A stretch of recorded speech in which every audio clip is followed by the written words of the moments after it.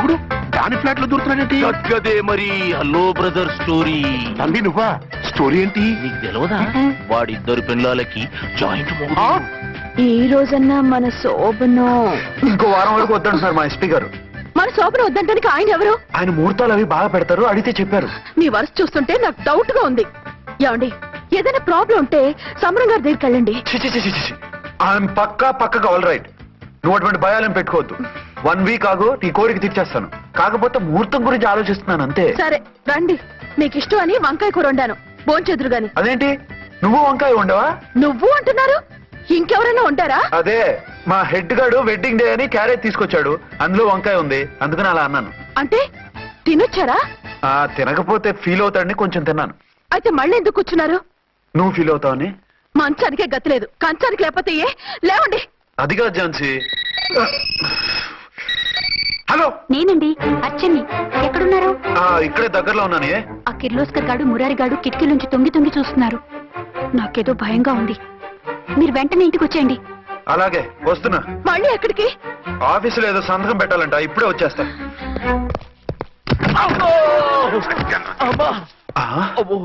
మీరా ఇక్కడేం చేస్తున్నారు?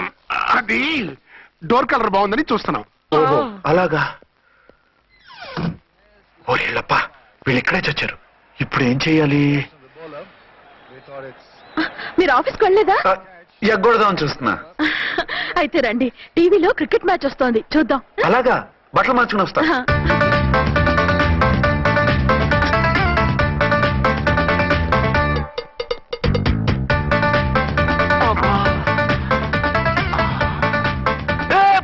వాడిని చూడు. డౌట్ లేదు, వాడే వీడే వాడు. అటు షిఫ్ట్ అవుతాడు. అయితే లేట్ ఎందుకు, బుల్లెట్టేద్దారా?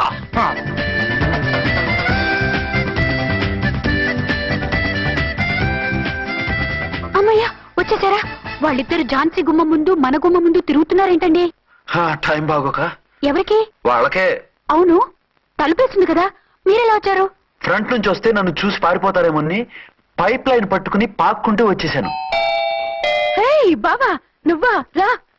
అవును, వీడేంటి నీ కూడా? నీకు ఒక నిజం చెప్తామని. ఏంటి? పెద్ద సంఘ సంస్కృతలాగా ఒక మగాడికి ఒకే పెళ్ళా ఉండాలి, ఆడదంటే అబల కాదు సబలా తబలా అంటూ స్పీచ్లు ఇచ్చి నా కాపురాలను చెరగొట్టి నన్ను జైలుకి పంపించావి. హలో, ఇప్పుడు మీ ఆయన చేస్తున్న పని ఏంటమ్మా? ఆయన చేస్తున్నారు. పక్కనే ఇద్దరు పిల్లల్ని పెట్టుకుని ఒక దానికి తెలియకుండా ఇంకొక దాంతో షిఫ్టింగ్ల మీద కాపురాలు చేస్తున్నారు కదమ్మా. ఆయన గురించి బెద్దబాగుడు బాగా అంటే పళ్ళు రాలు కొడతాను. బిర్లా మందిర్ మీద ఒట్టు ఝాన్సీ, మా మాట నమ్ము. నీ మొగుడు నీ ఒక్కదానికే మొగుడు కాదు, ఆ ఎదురింటి పోరికి కూడా మొగుడే. ఇప్పుడే మా కళ్ళ ముందే ఆ ఇంట్లో దూరిండు. వాడు డబల్ గేమ్ ఆడుతుండు. ఆయన ఇంట్లో ఉంటే ఎదురింట్లో దూరాడని చెప్తారా? ఇంట్లోనే ఉన్నారమ్మా. ఏదో ఒకసారి పిలువు.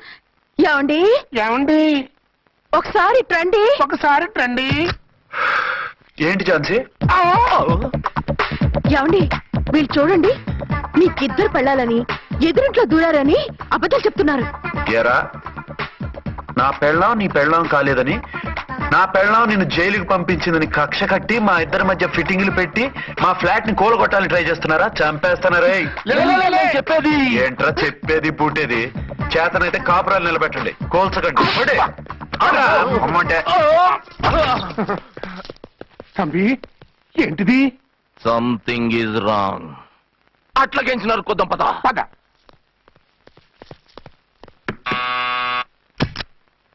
ఏంటయ్యా? నీకో రియల్ స్టోరీ చెప్దామని వచ్చినాం.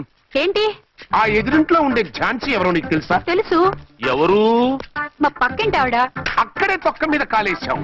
ఆవిడ మీ పక్కింటి ఆవిడ కాదు, మీ ఆయన పక్కలో ఆవిడే. అంటే నీ సతీ సవతి. కావాలంటే ఆడికి పోయి చూడు. నీ పక్కన ఉండాల్సిన నీ మొగుడు గా పక్కన చేరిండు.